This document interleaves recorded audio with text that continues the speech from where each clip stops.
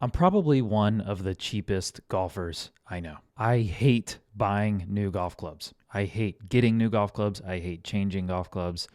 I will stick with the same golf club for over a decade. And I have. I had my old set of irons probably from 2011 to 2023. Those suckers were worn out. The wear spot, it's a cool look to be able to see a little wear spot, but man, those things were old. And on top of that, I've also always been skeptical of club fittings. Skeptical of it's the club, not me. I should get a new club. The club is what's holding me back.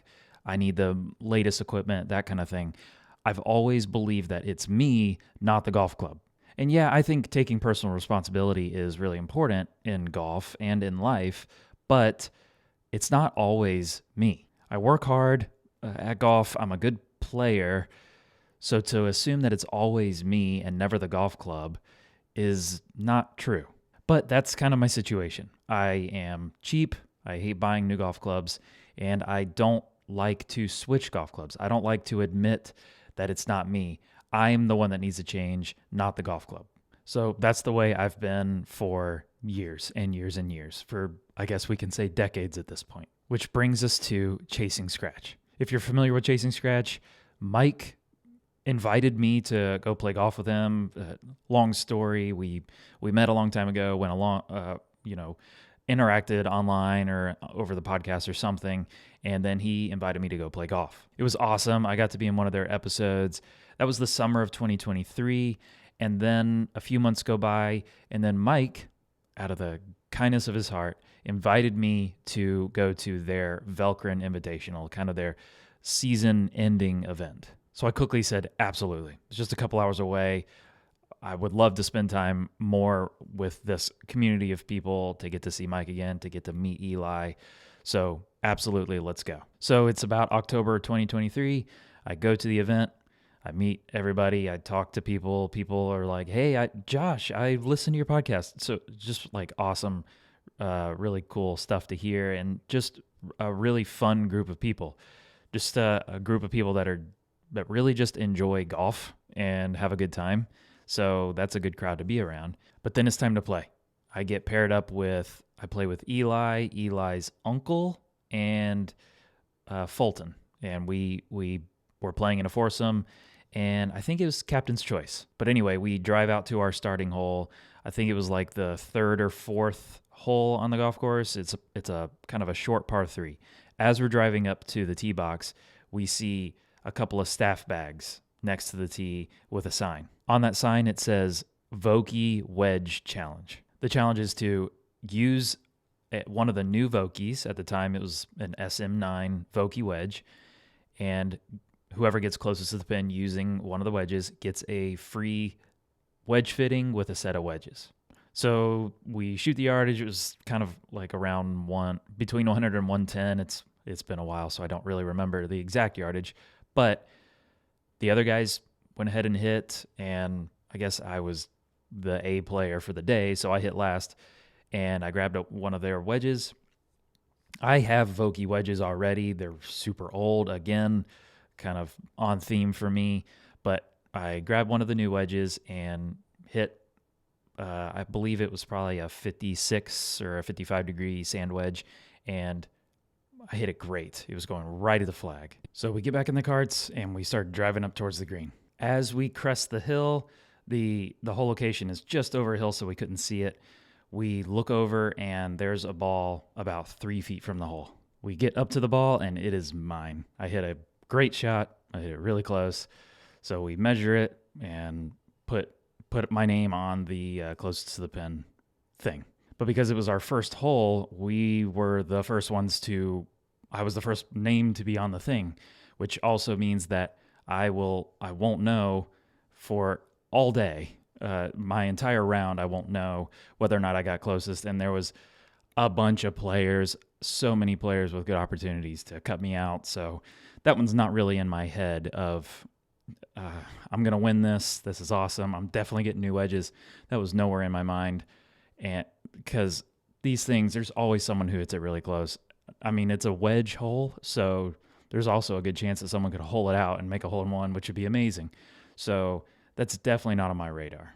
So go through the round. It was a lot of fun. We, cut up with other people, hit some great shots, hit some bad shots, had a ton of fun. But we get done, and then we go to the chipping green after the round. We're all just kind of gathered around. I think we were doing a little chipping challenge, and I've got my 60-degree wedge, my kind of go-to favorite wedge, and I'm hitting chip shots around the green and just talking to people, meeting new people that I know from online, and Jacqueline from Titleist is kind of mingling around, and she walks up to me and sees my wedge and sees how worn out it is. And she says, "Oh my goodness, how long have you been using that wedge?" And I said, "Probably 4 or 5 years. I don't honestly know, but I just don't change clubs. And I feel like I don't play enough to justify it anymore, but also I will use the same thing until it's just ground into the dirt." So yeah, I've been using this wedge for years. So she said that needs to change, right? You need to get some new clubs. And that was not like we're going to get you new clubs or anything, but it was you just need to get new clubs. What are you doing with this old wedge? You're leaving shots on the table. So I said, yeah, I know. Okay, I'll get some new wedges sometime, maybe. So then we kind of do our closing ceremony thing, and then we all leave. And as I'm driving away, I get a text from Mike at Chasing Scratch saying, "You won the closest to the pin. You won the free wedges. You won the wedge fitting. You did it." So I was blown away. Just kind of the coincidence of that being our first hole, hitting a great shot with a new wedge, seeing Jacqueline from Titleist and her making fun of my really, really old wedge, her saying, "You really need to get some new wedges," and then winning new wedges. It was just like, this is crazy. And all along I'm thinking, boy, the only way I can get new clubs is if they're given to me. So I don't know if that reinforces a bad habit of mine, but nonetheless, I've got new wedges ready to be sent to me after my wedge fitting. So Jacqueline and I communicate more after the tournament, and she has some interest in maybe getting me into some other clubs, getting me fitted for some of their other clubs.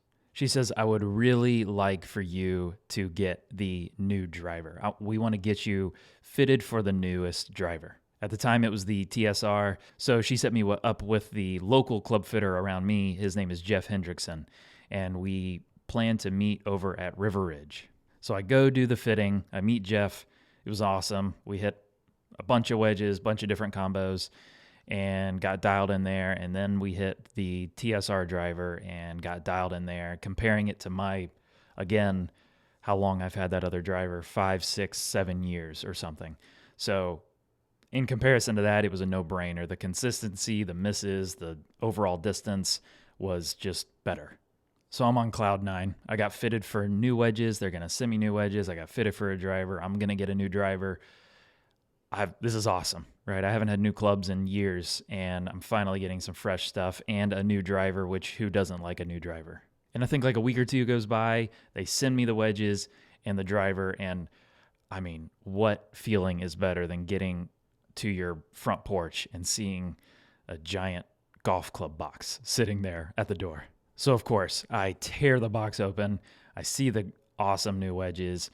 I go with that kind of dark, I can't remember if it's like matte black or jet black or something. I just love it. I've never had those before. They're awesome. They're sick. And then also I open the driver and I peel that plastic off, and oh my goodness, the thing is beautiful. There's something about Titleist clubs that is it's like simple and clean and understated, and compared to some of the other clubs I've had in the past, some of the other drivers I've had, where they're very loud, very contrasty, lots of different colors and kind of materials all combined, and just don't look very good. The Titleist TSR driver, at least, was so clean and simple, and it's like, this isn't about the driver, it's about hitting good shots, and that's what we want. We want you to look down and be inspired by that. So that was my first response of seeing. It was my first impression of when I saw that driver. So I went to the range immediately and hit them as much as I could. And what I realized from all of this is not just the importance of getting new equipment. Sure, that's good, but primarily the importance of club fittings. What this made me realize was club fittings are easily as important as fitness, nutrition, sleep, the working on your mental game, which is obviously I'm biased so to say that is saying a lot. And I think it's even as important as like working on your technique, actually crafting your ability to hit golf shots. What good is that if you're hitting clubs that don't match you, don't fit your swing, don't fit your body type? You need clubs that fit you. And I've been neglectful of that for years and years and years and years. I'm the let's grab one off the rack and hit it and see if it's decent, or let's take advice from someone else. They hit it good, so maybe I'll try it today. Let's hit it around the golf course. Oh, okay, that's good. I hit like 2 good drives with that thing. So yeah, let's play with that. And I will just go it alone. I'm a by default self-diagnoser. I'm going to figure this out on my own, and I'm going to make the club work for me. I'm going to shape myself to the club. And that's an exhausting process because your club is never really good enough for you. It's never really right for you. You're probably leaving shots on the table. Yeah, by getting new equipment, sure, but getting clubs that actually work for you. So I've got new wedges, and I've got a new driver, and I'm on cloud 9. And I've got some bigger tournaments coming. It's now spring, or kind of going into spring of 2024. And I know this year I've got some big tournaments coming. I've got another big Chasing Scratch event that I'm traveling to over in Southern California, which is where Titleist is headquartered. But then I've also got, state level events and the U.S. Mid-Amateur Qualifier later in the year. And along with that, I've still got a bunch of old clubs in my bag. Yeah, I've got new wedges, new driver, but I've still got old irons and old metals. And so I'm stuck in that spot of like, well, I guess I got to make do, because I'm so hesitant to get fit and spend money. So I will just take what's given to me, take what I can get, but then I won't go any further than that. But Jacqueline and I get to talking a little bit more. I express how much I love these clubs, and she expresses that they have a little bit more interest in kind of working with me. So she expresses this interest in wanting to kind of partner with me and make Titleist more a part of my life. And in exchange, I get to just tell people how much I love Titleist, how much I love the new equipment, how much I love the fitting process that they put me through. And I said, absolutely, I will yell that from the mountaintops, because I genuinely do like the equipment. I've always played Vokey wedges. I've had Titleist clubs in the past. I love the kind of Titleist sits at this kind of the top of the mountain for me of quality. Kind of, you think of maybe Apple at the top of the phone or technology mountain. That's how I see Titleist. I see them up there as the kind of the elegant, simple quality. We want to make good products and premium at a premium. But that's, you get what you pay for, I think. It's a dream to get to partner with a company like Titleist. So with that, the conversation goes into Jacqueline saying, I want to get you through the bag. I want you to have Titleist equipment through the bag. So she sets me up with an irons and metal fitting. Again, with Jeff, and we plan to meet at Duke Golf Club here in the Raleigh area. So I get there, we do the fitting, and I'm thinking, okay, we'll hit some irons. This will be 20, 30 minutes, and, we'll get out. Maybe we'll hit some hybrids and 3-woods. And, don't want to take too much of Jeff's time. They're giving this fitting to me, and out of the generosity of their hearts. And so it's like, okay, we'll just spend a little bit of time. Who knows? But I get there, and we get to hitting some irons. I hit my own, and Then I start hitting some of the Titleist irons. We start with the T100s, and then we get to the T150s and the T200s, and we even hit some I think they're called 350s. And so we go through all of those, and then we kind of look at all the numbers. Jeff really looking at all the numbers. I'm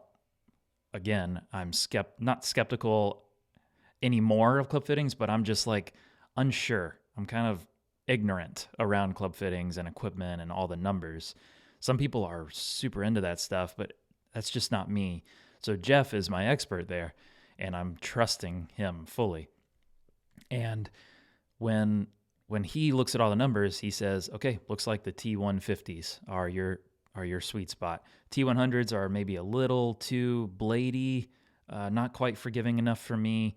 And T200s are, the distance it's an awesome increase in distance and forgiveness, but sometimes they go too far, sometimes they go shorter. So the variability in distance is not what we're going for. So the T150s were a little bit shorter, but still forgiving and very, very consistent on distance. And that was something that I learned in this fitting was consistency is more important than distance. Jeff said we would rather see you hit the same yardage all the time than hitting longer yardage sometime, shorter yardage sometime.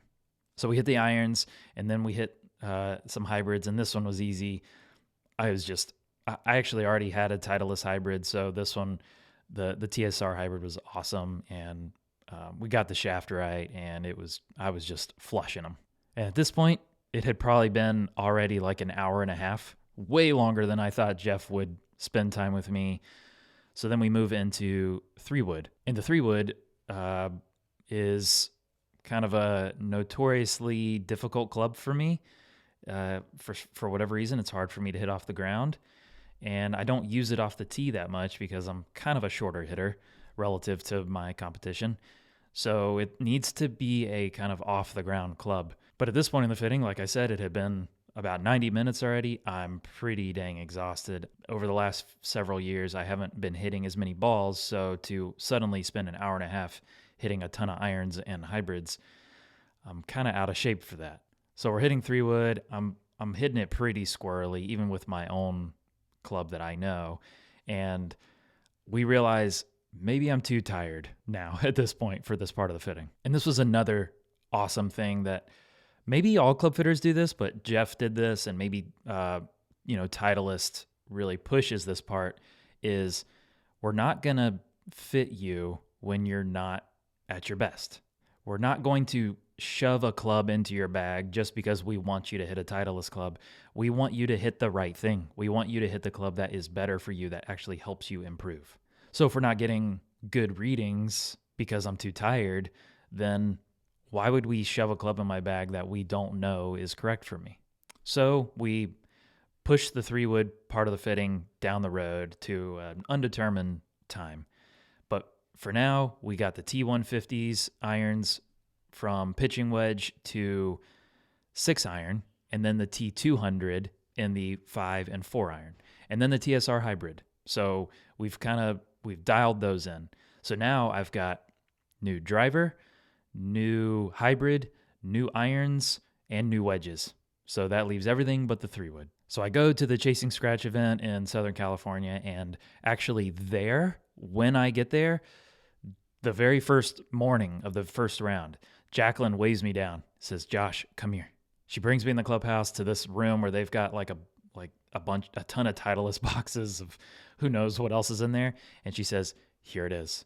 So I open the box, and it is my entire set of new irons.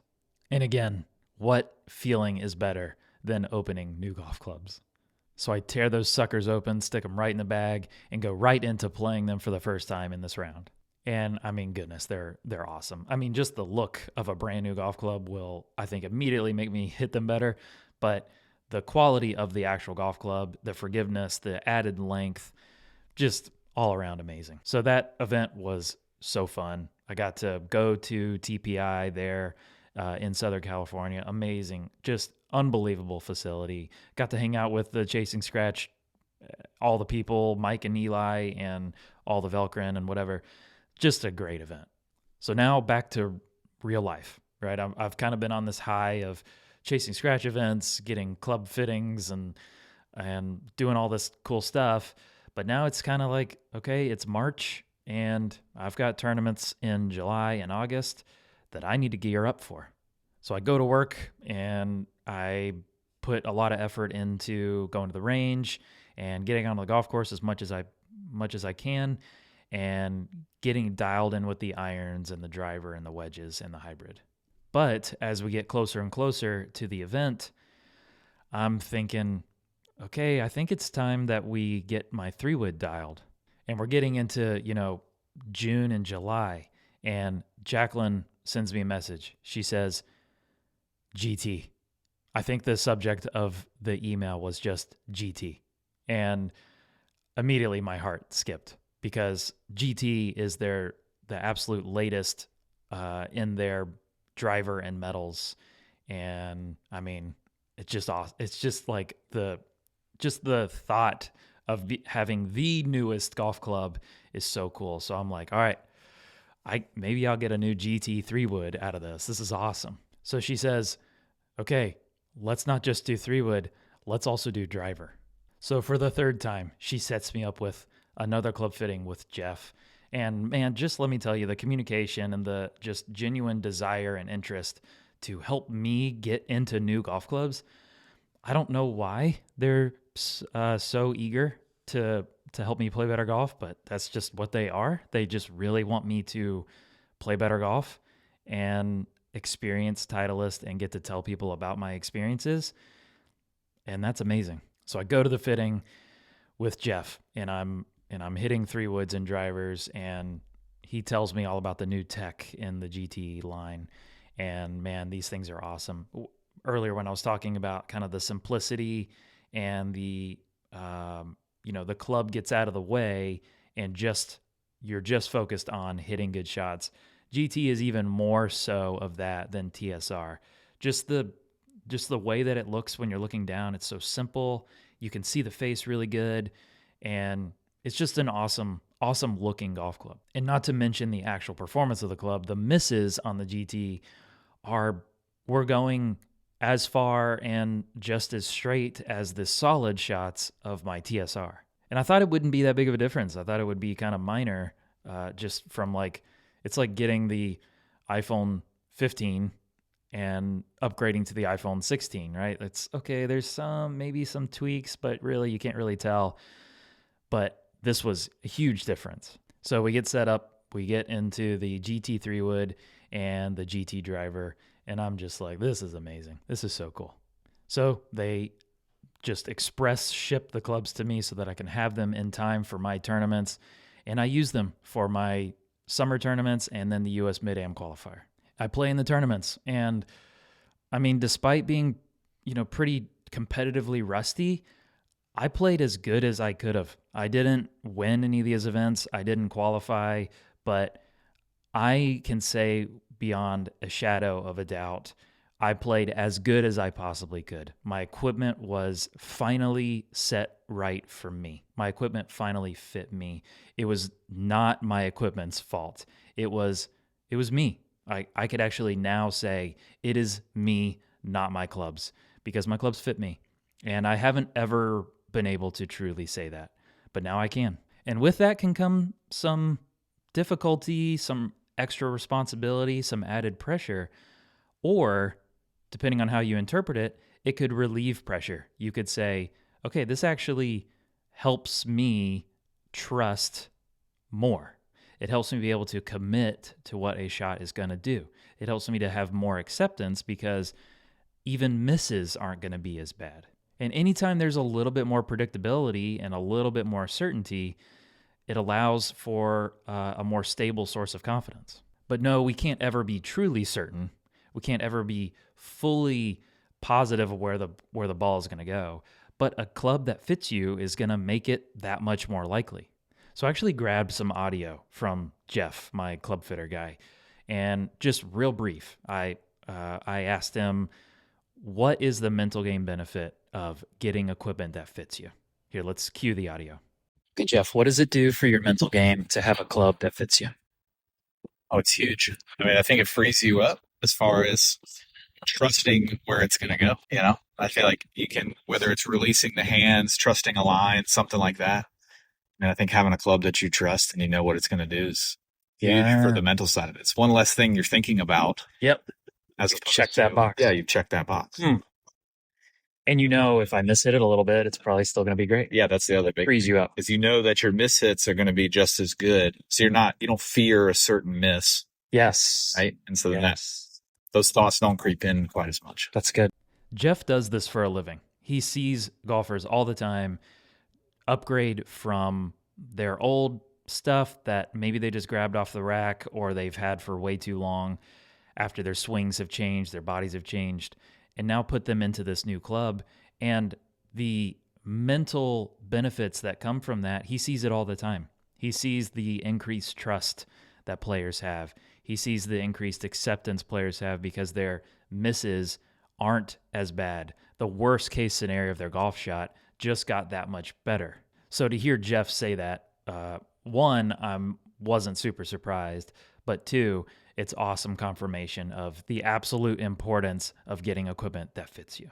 So that leads us to the logical progression of we need to hear it from the absolute best in the business. What do the fitters to the players on the PGA Tour, the best players in the world, what do they think about the mental game benefits of better equipment, of equipment that fits you, of having the exact dialed right stuff? So, as Titleist has been so ready to do for me, out of the goodness of their heart, they graciously set me up with their club fitter that works with the best players in the world, JJ Van Wiesenbeck. JJ works with the best players in the world. He works with guys like JT, Adam Scott, Ludwig Oberg, and pretty much anyone that uses a Titleist golf club. So you hear some of those references from him, some of his experience with those good players. And we also talk about how actually similar us as regular amateur golfers, you as a regular amateur golfer, how similar you are to pros, and how Titleist thrives on your feedback as well as Tour Pros' feedback in what they do with the manufacturing of their golf clubs. And of course, we talk about the psychological benefits of equipment, how having the right equipment for you actually helps your mental game. So if you're like me and you're it's me, not the club kind of person, or you're interested in how having the right equipment can help your mental game, then this interview with JJ is for you. All right, without further ado, let's get into this interview with JJ. There he is. Morning. How's it going? Great. You? Great. What's on tap this morning? A little team training this morning. Nice. When was the last time you were at TPI? I was there in March at the Chasing Scratch event. Yeah. Gotcha. So all that construction you saw, we're slowly getting those buildings online. Oh, so we're nice. Okay. kind of onboarding some of the buildings. Got it. So it's like kind of construction is coming to a close or done or? Oh, we were probably a year and a half more. Oh, okay. Yeah. Got it. So the tour building's just about open, but then we're going to build kind of a little one out for Vokey out in the short game area. Right. Then a new learning center, and then a new bay for TPI, and then we're going to convert one to kind of tour and FootJoy for force plates, shoe fittings, some more putter stuff, and then we'll start on the main building that you were in, kind of rehabbing that. Damn. Then we're done for 25 years. 25 years. Wow. I'm going to talk about what you actually do on site there more, but let's jump into like some intro about you. Okay. Let's pretend someone has no clue who you are. What would you say? Hi, I'm JJ. And then they say, okay, what do you do, JJ? What do you say? If we're doing the party example, I do like, where are you from? I'm from New York. And then you kind of narrow the scope depending on the level of interest. Sure. Because from a job, it's very unique. When I went to school, I went to Penn State. I was a PGM program. I foresaw myself giving lessons, working behind the counter, doing that. And then from that experience, I was exposed to club fitting I was at a facility, nobody was doing it. I said, I'll do it. Found it really interesting. I had an amazing member in Dr. Tom Mace, who does some consulting for Cool Clubs. He said, hey, there's this new launch monitor that's radar based that I'm testing. Do you want to be my tester?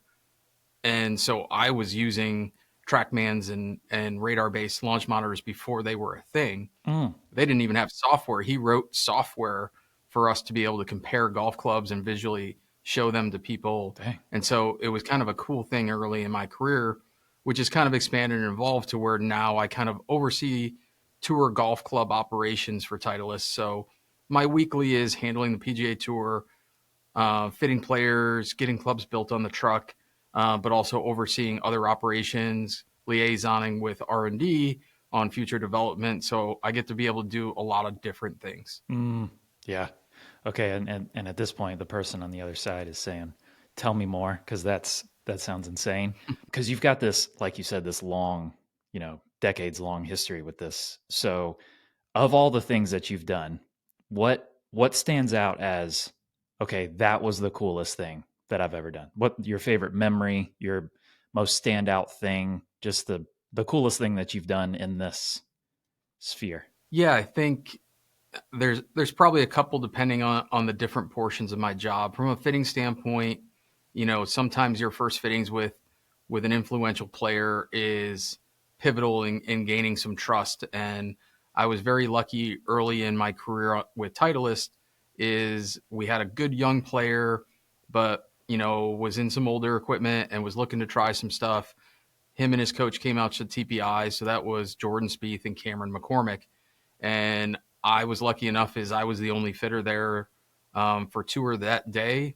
It happened to be a quiet day at the facility, and the three of us spent a few hours together doing a golf ball fitting, some wedge work.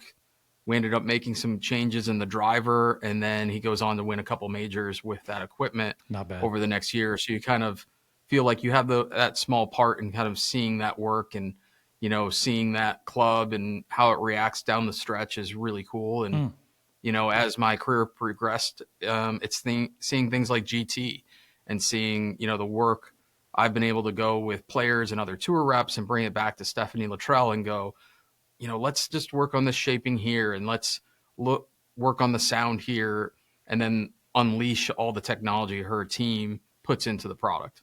Yeah, that's one of the coolest things I've learned being at TPI, but being around and hearing more about Titleist is the feedback from players because like from just a regular consumer perspective, it's um, Titleist holds the fitting as like you got to do a fitting, right? We're not just going to throw clubs at you. You got to do a fitting, and I want to talk more about that in just a bit.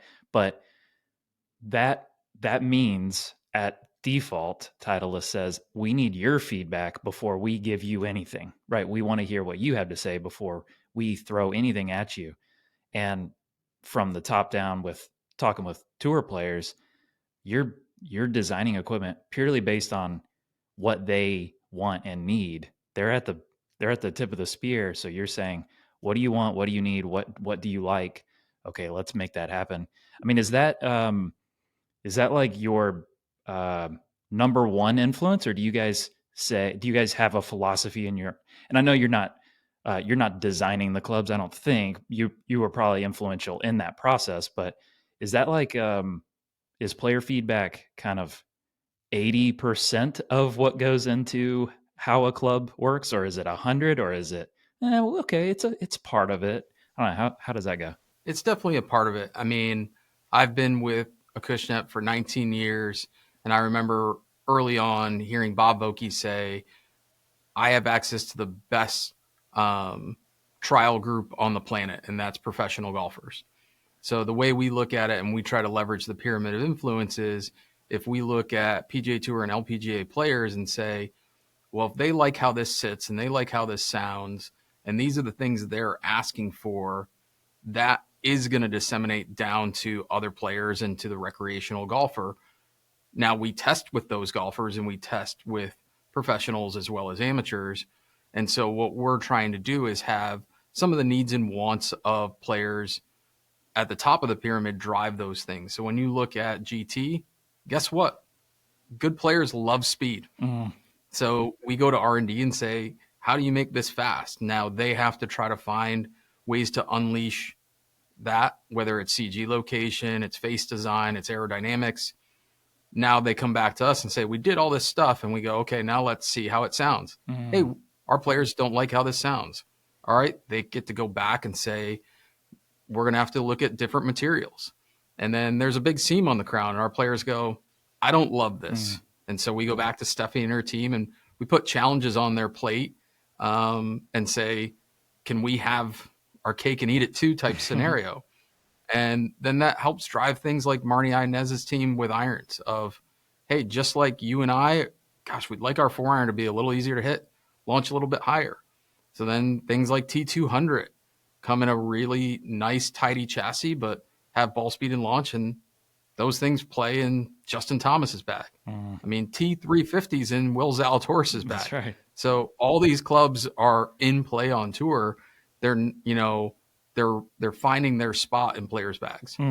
Yeah, that's awesome. That's been my favorite thing with the GT driver is, I mean, look has always been cool about Titleist metals, and through the bag, but the sound is even from TSR to GT has been an outrageous improvement for me. TSR sounded great, but GT is just like, I don't know, more of a, I would describe it as more of a deadened sound, and that's just nice for me. Not everyone likes that, but I mean, the fact that it is that way probably says, well, the best players desire that more.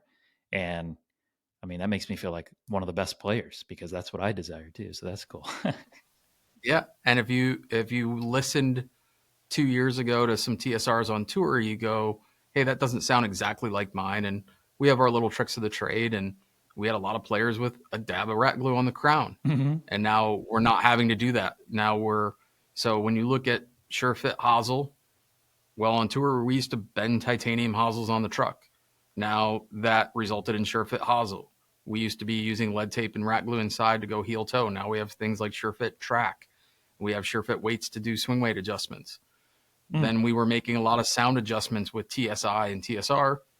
Now all of a sudden we're not. So all these things are tour inspiration that help drive and help players go, oh, this is really more what I'm looking for in a total package. And so our R&D team's unbelievable at picking up every stone and making sure everything.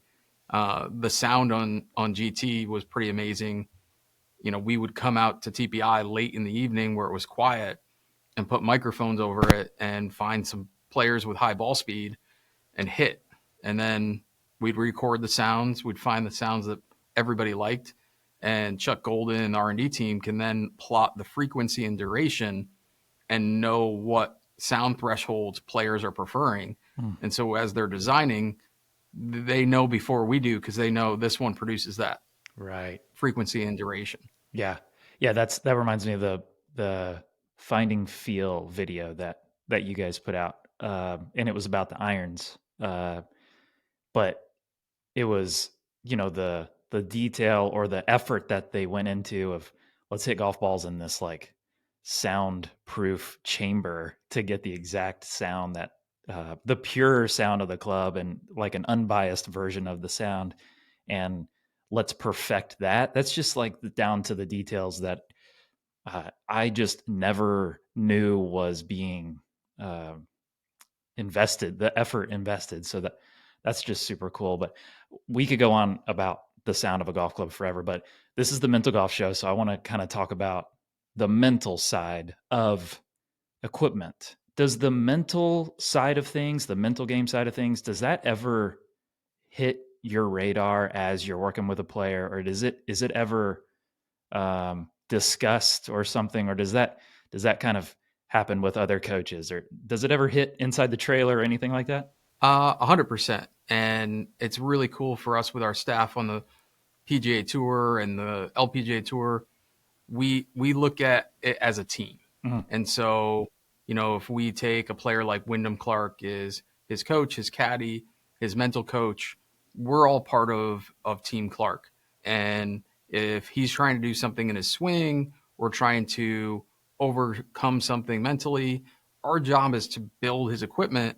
So I always, during a fitting, talk about, hey, if we're on the 72nd hole of the US Open, how is this going to perform?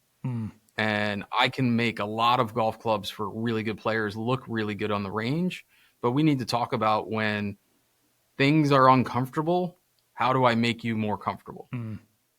Right. The equipment being kind of I know this box has been checked, so I can almost set that aside and trust that the equipment is right for me. I mean, is that, if I asked you the question, what's the mental game benefit of being perfectly fit for your clubs? I don't know. What would you say to that? Yeah, I mean, there's the broad standpoint, take golf ball as equipment. We spend extensive time making sure our players are in the correct golf ball. But in that same sense is we often invite players to our manufacturing facilities in Massachusetts so they can see all the checkpoints along the way and know that the first ball they pull out and the 12th ball they pull out of that dozen are exactly the same, and that into the wind, this is going to react exactly how you want, rather than, God, that just didn't feel like that shot. Now, is that my swing or was that my equipment? So step one is trusting your golf ball and making sure it's going to perform in all those conditions. Then when we get into nuanced things with golf clubs, if you're somebody, hey, I'm really struggling with the driver, sometimes we'll try to take this window and just shrink half of it and go, I can make something that just wants to go straight or overcut. Now I know if I make a terrible swing, it's going to flare right. So I can aim down the left as much as I want. So that's building a trust into it. And what we might have to do over time is slightly lessen that. But if, hey, I hit one left under pressure, we might just take that scar tissue away from an equipment standpoint and let you rebuild that trust. Yeah, that's so interesting. And you mentioned Wyndham Clark, the 72nd hole, it seemed like there was no chance it was going to do anything but what it did, right? It was this big cut, and I'm assuming that was intentional. It on watching the broadcast, watching the shot tracer, it seemed like, whoa, that was a huge cut. But he knew what he wanted to do. He knew the shot that was going to get him out there and keep him in play, and can't argue with the result. Yeah, from a swing thing, he does a really cool drill where his caddy John will set up golf balls in front of him, and they do start-finish lines. So they literally work through the bag, and they'll have 5 golf balls set out, and we're going to start it on a certain ball and finish it and work it both directions. And the comfort one is normally start at the left ball, work to the right ball. And, when you look at that drive, it's, hey, I know this one is the one we bat a really high percentage of. He's got really high ball speed. He knows he's going to be able to handle a little extra spin on that one. It's going to keep it in play. So it's just a good one for him to go. When I talk to players as they progress from college to like a Korn Ferry Tour or professional tour, college kids have really good fastballs. PGA Tour players have 2 or 3 pitches that they can throw at a high confidence level. In that case, for Wyndham, it's his off-speed pitch that he knows is going to be in play. Right. Yeah, that might be, if I was just postulating, that might be the number one mental game benefit to knowing your equipment is right, is I know that this club is going to do this, or I have, I guess you can never truly know. You can always make a really, really bad golf swing that maybe no equipment can totally eliminate. But the fact that you can say, I have a extremely high degree of confidence that this is going to do this shot shape. I mean, I can't think of a better under the gun benefit than I pretty much know where this ball's going to go, and equipment and the line all the way back through you and what you're doing to help them. I mean, that's everything. So I guess I kind of have a generally applicable, I guess this is all generally applicable, but the concept of kind of the run of the mill player who says, I don't need to get fit. I'm there's no way it's the golf clubs. It's me. I need to fix my swing. I need to fix this. I need to fix that. It's not the clubs. It's me. What would you say to a player that is convinced, and I'm kind of asking for about myself because this is how I was forever, is, oh no, my equipment, I picked it up off the rack at a Golf Galaxy or something, but I know that it's not the club's fault. It's me. It's got to be me. Even though I didn't get fit for this, I didn't get fit for this. It's just got to be me. So, what would you say to a player who's convinced that it's not the club, it's them that's the problem? Yeah, I think a lot of amateurs would be surprised how consistent their swing is. Mm. Now they might go, it isn't look pretty. Mm. It's not the path I want. But all of a sudden we hit 5 drivers and yep, the path is 4 left on every one of these. The face might be moving a lot, but Right. the club's traveling in the general direction every time. So if I can do anything to mitigate the variance in the face, now I've created a consistent flight. Mm. Again, I could be a player that says I want to draw it and it's slicing, but again, all of a sudden I've taken this wider swath and I've narrowed it by controlling where that face is, or I've controlled impact. Yeah. You know, the perfect example, we had the exact descriptor with a gentleman on our team that works in operations around the facilities and saw our fancy new digs. And yeah, I know, but you guys work with really good players. He's a 12 handicap. Mm. Said, hey, let's just show you what we do. Got fit. First round out, shot 76 as a 12 handicap, took everybody's money. Nice. You know, and again, it was that situation is we were able to help control the face a little bit, give a little help and forgiveness with the long irons, and just all of a sudden they're in play and par 5s become scoreable opportunities because they're hitting easier and higher and not feeling like they're trying to hoist a 3-iron in the air.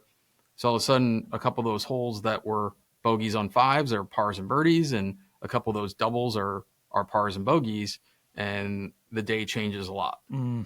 Yeah, and your outlook on your ability changes. I mean, if you suddenly went from I can only swing it at 93 miles an hour and okay, I can swing it at 100 miles an hour, your outlook on your potential, your ability, the air of confidence goes way up because my equipment is right for me.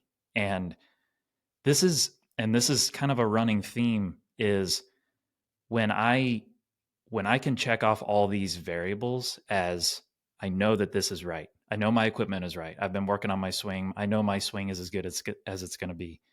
I know my ball is right or whatever. So you can say when you have a bad round, okay, it wasn't my equipment, right? Because it's dialed for me.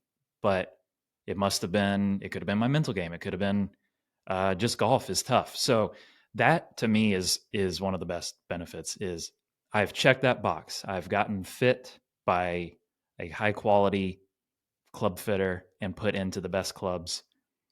That's probably not the excuse. And now that could be scary to someone of, okay, you don't really have any excuses anymore, right? Now it's time for you. The spotlight's on you. So it's definitely there's more mental game to equipment than I think people give credit for. Well, and I think a lot of people see it in that honeymoon period with a new club is, hey, I just got fit for this driver for an hour. I was just hammering balls into, I'm normally at the bottom of the net and we're in the middle of the net. So those first few rounds it's always good if you can create that relationship with the fitter so that you're like, okay, I know what we were doing during that fitting. And so that first month, I'm hitting driver everywhere. I'm so excited that what happens, and it's part of why you see so many good young players competing on the PGA Tour right now is there's no scar tissue. Yeah. That scar tissue builds up is we've done silliest things in the world for players from a mental. I've changed grip colors for a player just so that they look down and see something different, feel something different in their hands. Because I know when they're doing what they want, this club works. So I just need a trigger for it to be different. Yeah. So from that standpoint, there's little things that can do, and manage that and make that feel and get you back into that groove. Yeah, yeah. Okay. So I wanna kind of go out on you, and I don't remember from when we were kind of Q&Aing back in March at the Chasing Scratch event. I don't know if anyone asked about your golf game or how much do you get to play much? Not too much. It's Okay. I spend more time in a seat on an airplane or on a range than I do. It's kind of the one challenge Sure. with this job is I do about 160 days on the road Mm, a year. And from a physical, turns out sitting on a plane doesn't do great for golf posture yeah. and all the things that help your golf swing. Yeah. Yeah, it's Greg Rose can only do so much about you're just sitting on a plane constantly.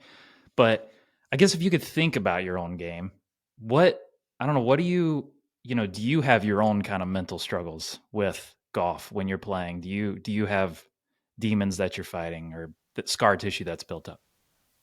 Yeah, I think for me, when I look early in my career, when I was going to be a club professional and, you're a +1, +2, now sitting at an 8, Mm, you have that memory of, yeah, I used to just stand on a tee and not see anything outside my target. Now I see everything but my target. mm, So from that standpoint, and I always like to tease certain people about Russell Henley because I get to work with players like this, and Russell's great. His swing feels are, I just want to feel it go back and here. And it just seems like when I feel that, it does what I want. I'm like, Russell, everybody wants to feel that. That's a really hard thing to feel. And his feels are so basic and so repeatable. And you can be working with him and watch him hit balls and go, gosh, that doesn't look that hard. yeah. And then go out and you film your swing and there's all this movement. And Mm, he's just trying to feel it go here to here. And it does that. yeah. Yeah, and we have all these desires and it's just not that easy. So you have that kind of expectation versus reality, right? You have the I was that player. Why can't I be that player? Or I should be that player every time I go. But then reality just isn't that. Is that kind of what you struggle? For sure. Because again, there might be 3, 4, 5, 6 month gaps between me being on a golf course, and you have those memories of those really good rounds, and then the first big foul ball you hit and go, oh, that's going to be this today, and Mm, and it's hard to compound it because you're just getting that quick sample. And again, in that time, I've seen some of the most amazing golf shots and different swings and incredible ball speeds, and you don't always connect well. That's also their living, and they spent 6 hours, 6 days a week right. managing that craft. But again, Russell's my favorite one because Yeah. the way he describes the golf swing is the most simple things in the world, and just watching the repeatability Mm, he has with a golf club in his hand is amazing to watch. mm, yeah. Okay, so you talked about perfecting your craft or working on your craft. So you have done that in your own way. So what would you say that because there's a slew of club fitters, right? I imagine there's hundreds or thousands of club fitters across the world. So what would you say that you are better at than anyone else? I've been very lucky in my career in being around a lot of smart people. Um, I'd say I'm really good at stealing, Hmm, taking lines yeah. from Bob Vokey and Aaron Dill and how they're talking about turf interaction with a wedge. I can correlate that to an iron. Whether it's Tom Bennett or Stephanie Luttrell on CG movement and that, and then being at TPI, I've been exposed to a lot of amazing players. So I can hear what Adam Scott describes, how he literally will swing a different shape differently. Hmm, And then I can correlate that to data. And then I can look at a Webb Simpson and see how he does it. And then I can look at a Jeff Ogilvy or a Ludwig Oberg and then take stuff from Mark Blackburn and Justin Parsons and how they're describing swings, that I'm able to take all this really cool information and then go, okay, you don't work with Butch Harmon, but I might hear something that you're describing and how you're trying to swing reminds me of something Butch did. right. Okay, I know what you're trying to get to. I have an experience that says, okay, when we did that, I know if we go this way, I might get a player reaction, because all we're trying to do is pull on levers. I'm trying to make it go up, down, left, right. I have various pulleys I can pull on, whether that's CG location, loft, setting, shaft, all these pulleys I can pull. Mm-hmm. So through that experience and getting all this information from all these people, I can kind of get to your pulley normally pretty quickly and go, all right, I see what you're trying to do. You know, if we look at like a Mike Shade, all right, Mhm. I love team fitting. You know, Jason's there. What are you guys trying to do? He makes a swing. He goes, yep, that's what we're wanting this to look like. I can look at the path and go, yep, we're just not getting the face to that. Mm. And so when you look at his 3-wood setup, yep, he's trying to hit a cut. All right, we're talking through where he uses 3-woods. Got it. Let's talk about how we're going to make this your only club that goes left. And we That's can right. do that setup based on those path numbers, create the face that we want, pitches aim. TPI is I'm very spoiled because it's set up like a golf course. There's trees and holes, and we can move around. I always like to end fittings away from the orange box, and let's hit the shot you're going to hit. Let's make it uncomfortable. Let's aim at that. Pretend this flagpole is water, so we can't draw it past that. And then I can use all those pulleys and kind of create that golf club that's going to do the things you need it to do. Yeah, I've seen some of the footage, and I was there when you were working with Mike, and it's just awesome, the attention to detail that you guys give on site there at TPI. But also, I've worked with our local guy Jeff here in North Carolina, and it feels like the same thing, right? So I imagine it's just nationwide, worldwide. If you're working with a Titleist fitter, you're getting the best. Yeah, we try to be, again, a big Titleist team. So my goal and my role is to make sure all of the fitters around the world have the best knowledge they can, the best experiences, and then all those regions from the UK to Australia to Korea and Japan is they're helping the teams in their regions. So Bobby Flood and our team inside is him and I are talking constantly, and then the fitters here at TPI, and then they're doing training and things like that. So we're always trying to make sure everybody is up to date. Our R&D teams are meeting with those to describe products. So we're trying to make sure all those Titleist fitters are always on the forefront of everything and getting that information. You know, we do internal podcasts and communication and drive those teams out to TPI so we can interact with them and make sure that we're providing that knowledge to then provide to players and make them better. I mean, that's our goal as fitters. At the end of the day, a fitter's job is to make you a better player. So the fitter's goal at the beginning of your fitting is defining what's going to make you better.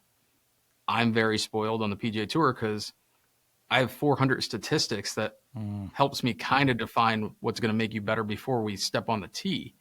Now I'm still going to have the player drive that, but we do a full presentation of going, you know, Max Homa, the perfect example, you know, hey, Max, you're elite inside 200 yards. You are 175th in proximity outside 200 yards. At that time, he played a blade 4-iron. There was about 5 players that played a blade 4-iron on tour at the time. You know, move him into a 100S, move the 5-iron to 100. All of a sudden, he goes from 170 into the top 75 and gets a couple wins with it. Yep. So we can help use that stats as a consumer fitter. That's going to be my biggest advice is be honest with your fitter. What's really going to make the difference? Is it 10 yards longer? Is it 10 yards straighter? Is it hitting more greens? Is it getting up and down from bunkers? Help them drive that narrative because we have a lot of tools at Titleist. You know, we got 4 driver models. We got 2 fairway models. We got 3 hybrids. We have 4 different long irons we can use. Plus you start adding shaft and loft and lie adjustability. There's a lot of things that can help you, but just getting to that answer. Yeah. So I was going to ask you what your number one advice would be to a broad group of people, and you just said it is be honest with your fitter. And I guess before that is go get fit, but then when you do it, be completely honest. And that's something I've always struggled with. I just kind of show up and just tell me what I need, but the fitter needs feedback from me, and Jeff needs honesty from me so that he can give me my best stuff. Yeah, I mean, for you, I mean, what is your preferred, you know, I would say to a player, your ability is, hey, if we're, call it the 70th hole of a tournament and things aren't feeling really good, what is the shot you have to have off the tee? Right. Is it a low flighted one? Is it falling right? Is it falling left? Talk me through that visual. Right. And then as we go, and you've told me that early, 15, 20 minutes later, when we get to your driver, I'm going to ask you to hit that shot. Yeah. And if it's a low cut and it goes high left, we're probably not in the right club. Right. It might have looked great on the orange box for a couple of them, but we're probably missing something. Right. And so we might have to kind of take 2 steps back, find the club that does really well on the big ball. But now I really want you to go, during my fitting, like I had that low go-to all day. And I know it's 5 yards longer, but man, that one shot that I know that I just want to like have my driver back in my bag before the ball stopped rolling type shot. What is that? And then for you, I would, hey, talk to me about like par 5 scoring. Where are we? What are we doing? Right. Okay, now Stats. we're looking at 7 woods or hybrids or, that 2-iron. You go, well, I love hitting this off the tee. Well, I just made your driver straighter off the tee. Do we really need a one-trick pony? Is this an opportunity to improve par 5 scoring? And now can we find these little wins? Yeah. Yeah, that's huge for an overall mental approach to the game. Well, I look forward to getting back out there and getting on some machines or something. It'd be cool to go through the Greg Rose thing or something. I keep seeing people do it on YouTube. It seems awesome. I've never done the actual thing. Yeah, it's super eye-opening because like it's amazing. Like when we have take a Korn Ferry Tour player in and they're doing a physical screening and Greg will ask about previous injuries or something, and then they'll do the screen and go, yeah, you said you didn't have any injuries, but there's a weird one. They're like, oh, I broke my leg when I was 9. And he's like, that's an injury. Sounds like an injury. And hey, that has resulted in 10 years of muscle imbalance and compensation. Everything your swing coach has been working on for 7 years, you'll never be able to do because of this physical thing. Right. And all these light bulbs start popping off. Yeah. And then, the ground force stuff is amazing. Even if it's good, it's amazing with like that bunker you need to carry. It's like 5 more to get there.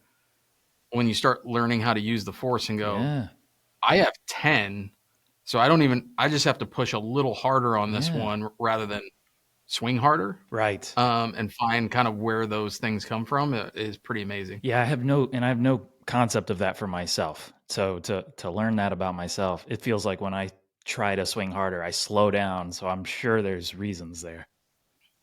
Yeah. Once you start, Charlie Hoffman, I saw once, he kind of cruises at 70. This was 3 years ago. And he touched 185 in 45 minutes. Whoa.